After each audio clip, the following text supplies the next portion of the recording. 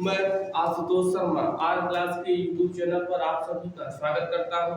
आज हम सब नरेशन के पार्ट 3 जो नरेशन हम लोग पढ़ रहे हैं, हम लोगों ने नरेशन के 2 वीडियोस आपके पास डाले गए हैं।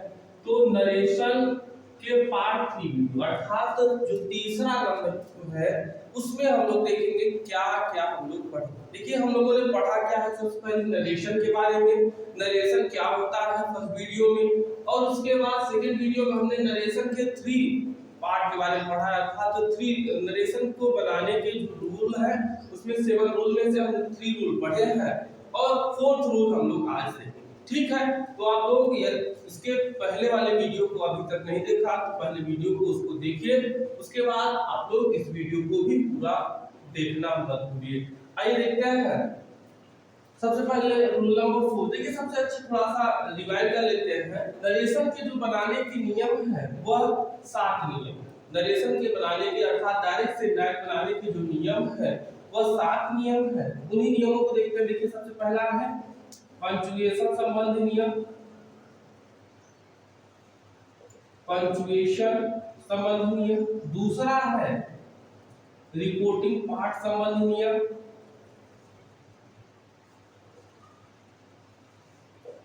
तीसरा है कनेक्टर संबंधी नियम,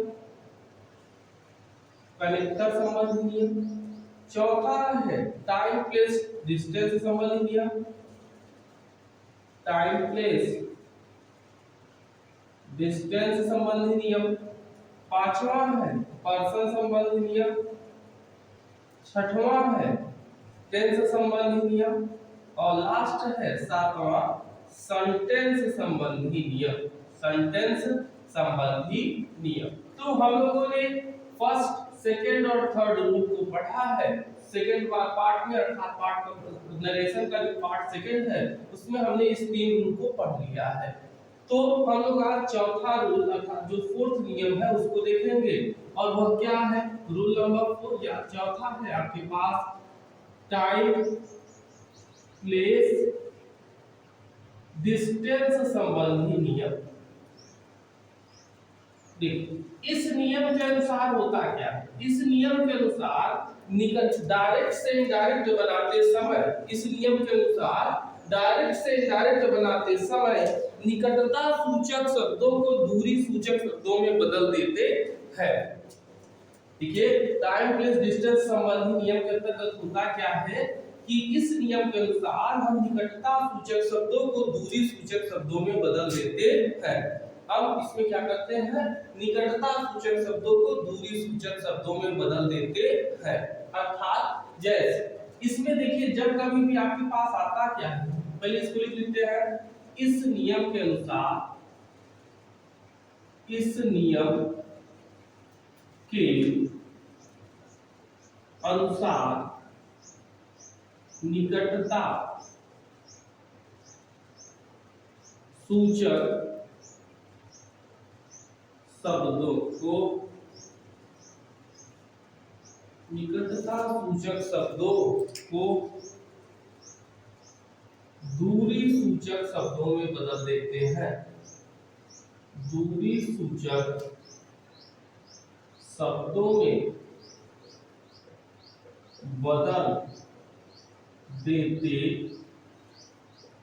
निकटता सूचक शब्दों को दूरी सूचक शब्दों में बदल देते हैं। जो निम्न है, जो निम्न है, जो क्या है, निम्न है।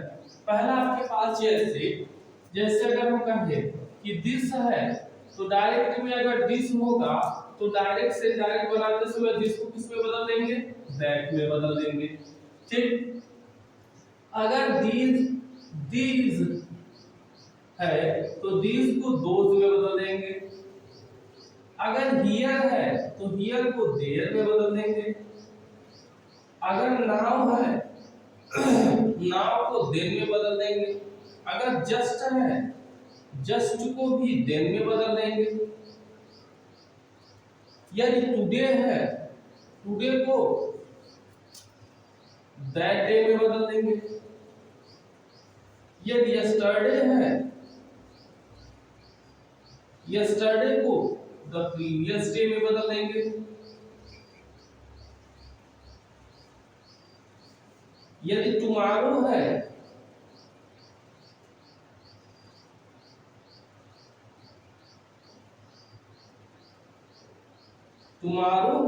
तो उसको द नेक्स्ट डे में बदल देंगे। किसमें?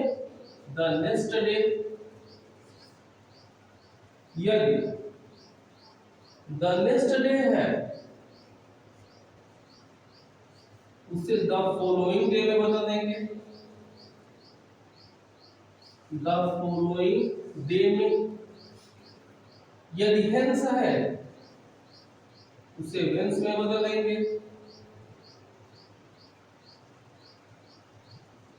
हो गया। तो इसी प्रकार से आपके पास जो वाक्य आएंगे अर्थात जो शब्द आएंगे उसमें यदि निकटता सूचक शब्दों का भाव प्रकट होता है तो आप उसे दूरी सूचक शब्दों में बदल देते हैं। यदि किस नियम के अनुसार? टाइम प्लेस डिस्टेंस नियम के अनुसार। जैसे आइए उदाहरण देखते हैं। जैसे राम कहता है he is going to school today। going to school today। Ram कहता है कि वह स्कूल जा रहा है। वैसे तो इस समय स्कूल बंद है लेकिन स्कूल यहाँ पर वाक्य है कि वह स्कूल जा रहा है। तो यहाँ से हम करेंगे क्या कि हो जाएगा आपके पास क्या कि राम सेज, देखिए थर्ड पर्सन है, कामा यूनिट कामा को हटाएंगे तो दैट लगाएंगे। हमने कनेक्टर संबंधी नियम में पढ़ा है कि कामा यूनिट कामा को हटाएंगे क्या लगाएंगे? दैट। ही को अभी हम लोग पर्सन में पढ़ेंगे, ही को ही लिखेंगे। He is going to school और टुडे का क्या हो जाएगा? दैट। टुडे का हो जाएगा क्या? दैट डे हो जाएगा। तो यह आपके पास क्या होगा कि यह होता है टाइम प्लेस डिस्टेंस संबंधी नियम।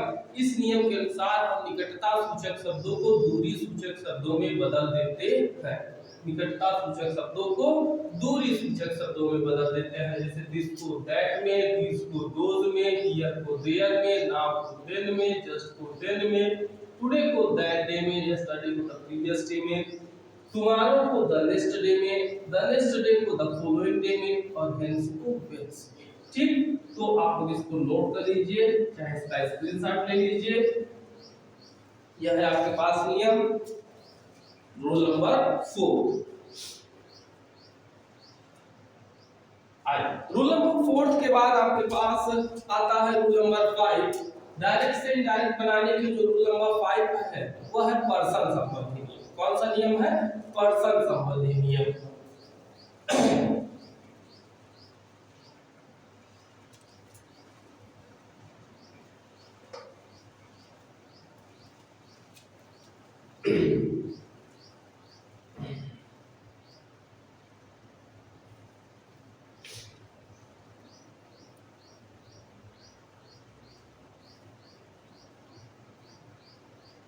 देखते हैं पर्सन संबंधी नियम।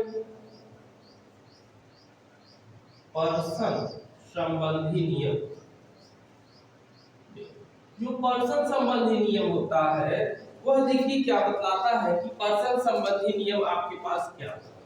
देखिए पर्सन क्या होता है कि जब जो केस होता वही पर्सन कहलाता है अर्थात तो व्यक्ति। जैसे अगर हम हिंदी में अगर अंग्रेजी में पर्सन की बात करें तो अंग्रेजी में जो पर्सन होते हैं वो फर्स्ट, सेकंड और थर्ड। एक प्रथम कहने वाला, दूसरा सुनने वाला और तीसरा जिसके बारे में बात। फर्स्ट, सेकंड और थर्ड पर्सन होते हैं और उन्हीं के बारे में हम लोग आज पर्सन संबंधी नियम के बारे में पढ़ेंगे कि कैसे इसकी डायरेक्ट और इनडायरेक्ट बनाई जाती है। तो देखिए पर्सन संबंधी नियम के अनुसार इसमें निम्न प्रकार के प्रयोग किए जाते हैं अर्थात निम्न प्रकार के बदलाव किए जाते हैं। पहला रूल नंबर जो 1 है वह देखिए क्या कहता है कि यदि कभी भी रिपोर्टेड स्पीच की बात की जाए तो जो कामा के पहले वाला भाग होगा उसे रिपोर्टिंग पार्ट कहते हैं और कामा के बाद वाले भाग को रिपोर्टेड स्पीच। तो यदि रिपोर्टेड स्पीच का कर्ता फर्स्ट पर्सन का हो अर्थात आई या वी हो तो उसे रिपोर्टिंग पार्ट के सब्जेक्ट के अनुसार चेंज कर देते हैं। यदि रिपोर्टेड स्पीच का कर्ता फर्स्ट पर्सन का हो तो उसे रिपोर्टिंग पार्ट के सब्जेक्ट के अनुसार चेंज कर देते हैं। आइए देखते हैं ये नियम क्या है। यदि रिपोर्टेड स्पीच का कर्ता फर्स्ट पर्सन का हो, कर्ता फर्स्ट पर्सन पुस्तक में आई या बी हो तो उसे रिपोर्टिंग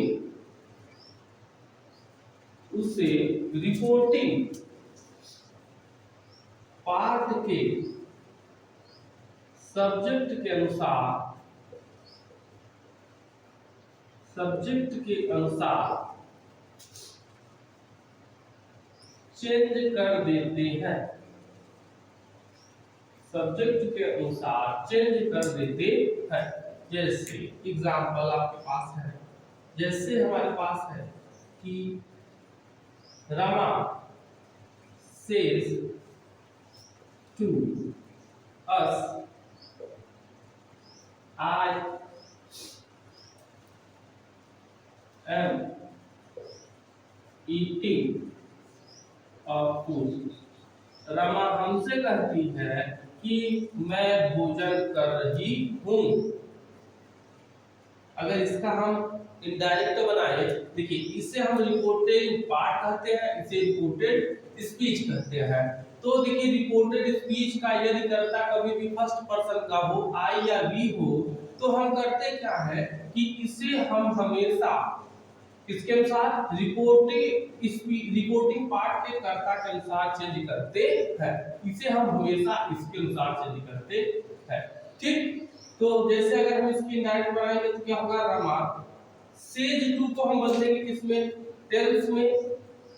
अस कामा इन्वर्टेड कामा को हटाते हैं इस नियम के अनुसार, पंक्चुएशन संबंधी नियम के अनुसार, और कनेक्टर लगाएंगे यहाँ पर क्या, दैट।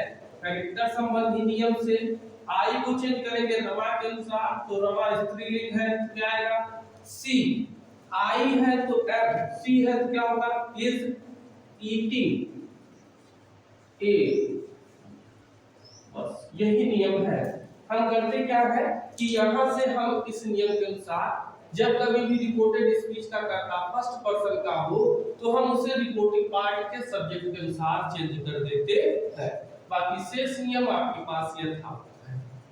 रूल नंबर 2, देखिए रूल नंबर 2 क्या होता है। यदि रिपोर्टेड स्पीच का कर्ता सेकंड पर्सन का हो, यदि रिपोर्टेड स्पीच का कर्ता सेकंड पर्सन का हो अर्थात यू हो तो उसे हम निम्न प्रकार से चेंज करते हैं अर्थात निम्न प्रकार से बदलते हैं। पहला देखिए नियम क्या है कि यदि कभी भी रिपोर्टेड स्पीच का कर्ता यू हो तो उसे हम रिपोर्टिंग पार्ट के ऑब्जेक्ट के अनुसार बदल देते हैं। रिपोर्टिंग पार्ट के ऑब्जेक्ट के अनुसार बदल देते हैं। तो आइए देखते हैं, यदि रिपोर्टेड स्पीच का कर्ता सेकेंड पर्सन का हो, सेकेंड पर्सन का हो तो उसे सेकेंड पर्सन यू का हो तो उसे रिपोर्टिंग पार्ट के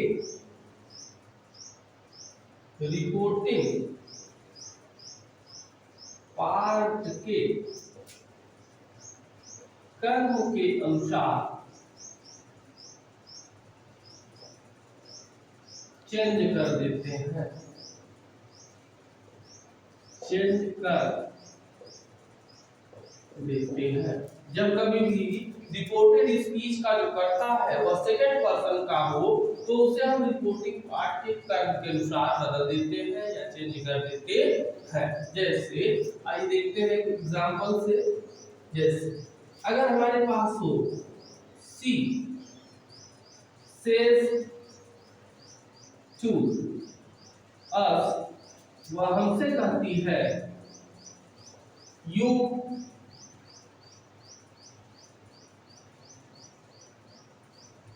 हैव कार, तुम्हारे पास कार है। अब देखिए यह क्या है कि सी हैज टू अस, वह हमसे कहती है यू हैव अ कार, तुम्हारे पास कार है। तो देखिए हमारे पास यहाँ से क्या होगा कि यहाँ पर ऑब्जेक्ट है, यहाँ पर यू सब्जेक्ट है। तो जब कभी भी रिपोर्टेड स्पीच का कर्ता यू हो और वाक्य में ऑब्जेक्ट हो अर्थात रिपोर्टिंग पार्ट में ऑब्जेक्ट हो तो हम हमेशा यू को रिपोर्टिंग पार्ट के ऑब्जेक्ट के अनुसार बदल देते हैं। तो यहाँ से यदि हम इसको चेंज करते हैं तो हो जाएगा सी सेल्स टू को अगर बदलेंगे तो हो जाएगा सेल्स टू को बदलेंगे टेल्स में she tells us, comma inverted comma को हटाएंगे दैट और अस यहाँ हो जाएगा क्या हो जाएगा वी। और देखिए यू के साथ भी है लगता है और वी के साथ तो वी है बका। यह हो गया आपके पास क्या रूल नंबर 2 जिसमें हमें क्या करना था कि यदि कभी भी वाक्य में ऑब्जेक्ट आए और रिपोर्टिंग पार्ट रिपोर्टेड स्पीच का कर्ता यू हो तो उसे हम ऑब्जेक्ट के अनुसार चेंज कर देते हैं। उसके बाद रूल नंबर 3 रूल नंबर 3 देखिए रूल नंबर 3 क्या होता है कि जब कभी भी रिपोर्टेड स्पीच का कर्ता यू हो लेकिन वाक्य में ऑब्जेक्ट न आकर कोई वोकेटिव केस आए, रिपोर्टिंग पार्ट में कोई ऑब्जेक्ट न हो बल्कि कोई वोकेटिव केस आए तो वोकेटिव केस को ही वाक्य का कर्म बना देते हैं और उसी के अनुसार ही वाक्य को बदल देते हैं अर्थात उसी के अनुसार ही यू को बदल देते हैं। फिर से सुनिएगा कि यदि रिपोर्टेड स्पीच का कर्ता यू हो और रिपोर्टिंग पार्ट में कोई कर्म न आए बल्कि कोई वोकेटिव केस आया हो, वोकेटिव केस का मतलब था कोई न कोई नाम आया तो उसको रिपोर्टिंग पार्ट को का उसे कर्म मान लेते हैं और यू को उसी के अनुसार बदल देते हैं। आइए देखते हैं जैसे क्या है नियम, यदि रिपोर्टेड स्पीच का कर्ता यू हो तथा रिपोर्टिंग पार्ट में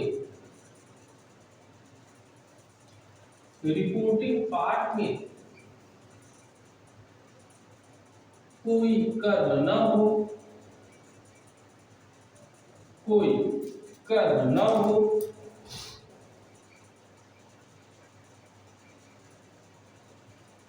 तो कोई कर्म न हो बल्कि ओकेटिव केस आया हो, ओकेटिव केस आया हो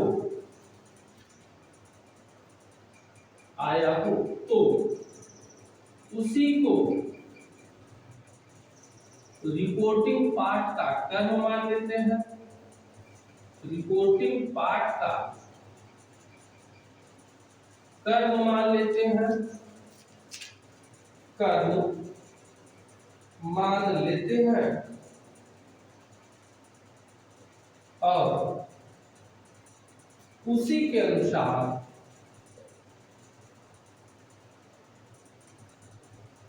यू को चेंज कर देते हैं, उसी के अनुसार यू को चेंज कर देते हैं। ठीक है, आइए देखते हैं जैसे उदाहरण से, जैसे दे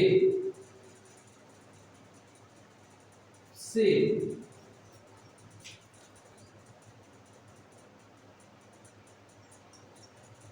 सुमन आर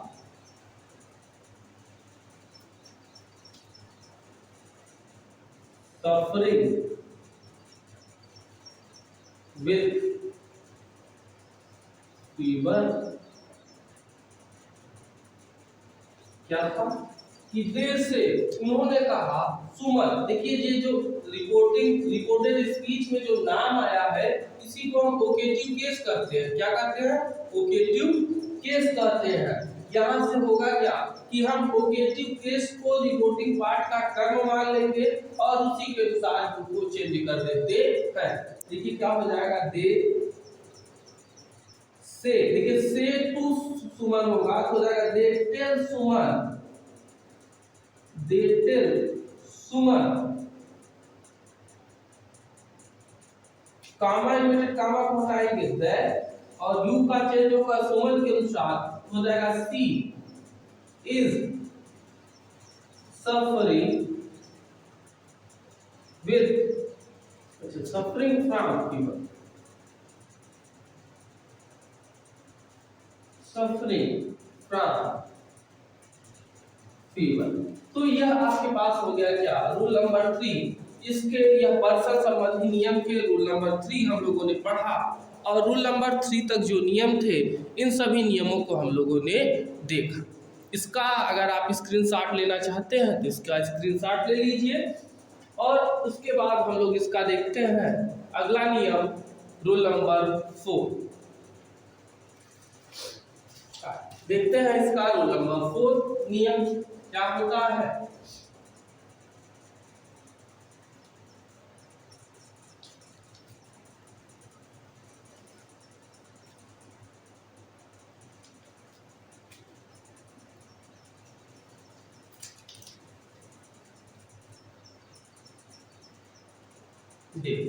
रूल नंबर 4, इसका रूल नंबर जो 4 है वह क्या कहता है कि यदि कभी भी रिपोर्टिंग पार्ट में कर्म न आए, यदि कभी भी रिपोर्टिंग पार्ट में कर्म न आए बल्कि यदि रिपोर्टिंग पार्ट में कर्म न आए तथा रिपोर्टेड स्पीच का कर्ता यू हो तो उसकी डायरेक्ट बनाते समय निम्न नियम का पालन करते हैं। या उसकी डायरेक्ट बनाते समय जो नियम है वह इस प्रकार, देखिए क्या होता है कि जब कभी भी रिपोर्टिंग पार्ट में कर्म न आए और रिपोर्टेड स्पीच का कर्ता यू हो तो यदि कर्ता फर्स्ट पर्सन का है तो कर्म थर्ड पर्सन का और यदि कर्ता थर्ड पर्सन का है तो कर्म फर्स्ट पर्सन का मान लेते हैं।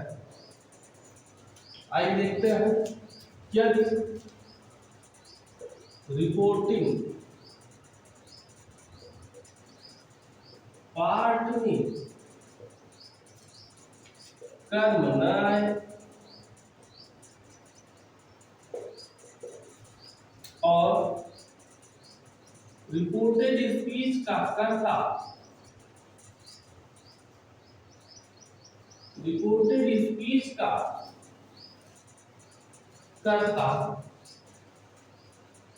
यू हो तो उसकी इनडायरेक्ट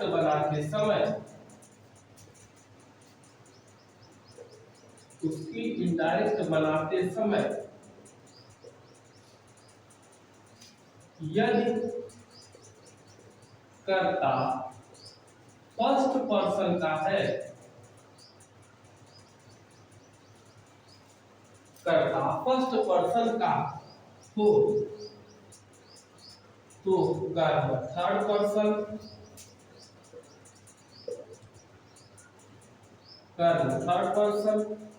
तथा यदि कर्ता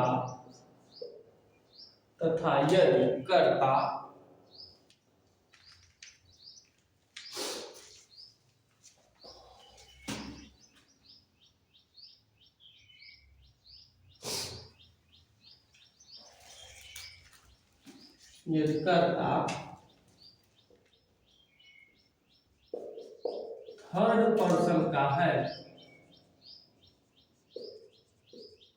तो कर्म फर्स्ट पर्सन का मान लेते हैं। फर्स्ट पर्सन का मान लेते, फर्स्ट पर्सन का मान लेते हैं।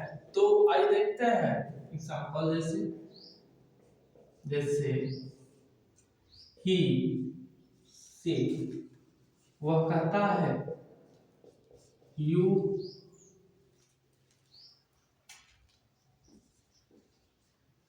सॉल्व दिस क्वेश्चन, तुम इस प्रश्न को हल किए थे, ठीक, या हल किए।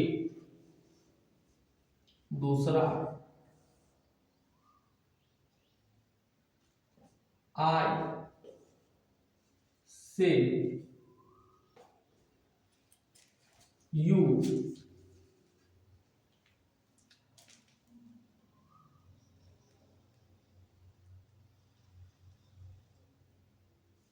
हैज sung a song, तुम गाना गा चुके हो। तो यदि हम इसको देखते हैं, देखते यहाँ पर कर्ता फर्स्ट पर्सन का है तो हम कर्ता थर्ड पर्सन है तो हम कर्म फर्स्ट पर्सन मानेंगे, और यहाँ फर्स्ट पर्सन है तो हम कर्म क्या मानेंगे, थर्ड पर्सन। तो जैसे यहाँ पर है ही, तो हो जाएगा ही टेल्स, चाहे मी माने हम चाहे अस माने, तो he tells me, comma inverted comma को हटाएंगे दैट, और इसी मी के अनुसार ये हो जाएगा आई, और यहाँ हो जाएगा सॉल्व, और दिस का क्या होता है, दैट और question, I solve that question. अगला, जैसे आई से यू हैव सung a song, तो यहाँ हो जाएगा आई टेल, देखिए यहाँ पर हो जाएगा क्या, आई टेल। अब यहाँ per him, I tell him, मैंने उससे कहा, दैट हिम का हो जाएगा ही हैज, क्योंकि यू के साथ हैव होगा, he has sung a song। तो यह था आपके पास क्या, कि यह पर्सन संबंधी नियम थे, और यह हमने दो नियमों को पढ़ा। दो नियम क्या क्या थे हमारे पास, हमने नियम पढ़ा, एक नियम था आपके पास टाइम प्लेस डिस्टेंस, और दूसरा नियम है पर्सन संबंधी नियम। अब आपके पास मुख्यतः दो नियम बचे हुए हैं, एक नियम है टेंस संबंधी नियम, और दूसरा है सेंटेंस संबंधी नियम, जिसको हम आपके पास अगले वीडियो में आपको प्रोवाइड कर देंगे। और यदि आपको वीडियो पसंद आया तो वीडियो को लाइक करें, शेयर करें, और अभी तक ये सब्सक्राइब नहीं किए तो सब्सक्राइब करना ना भूलें। Thank you so much.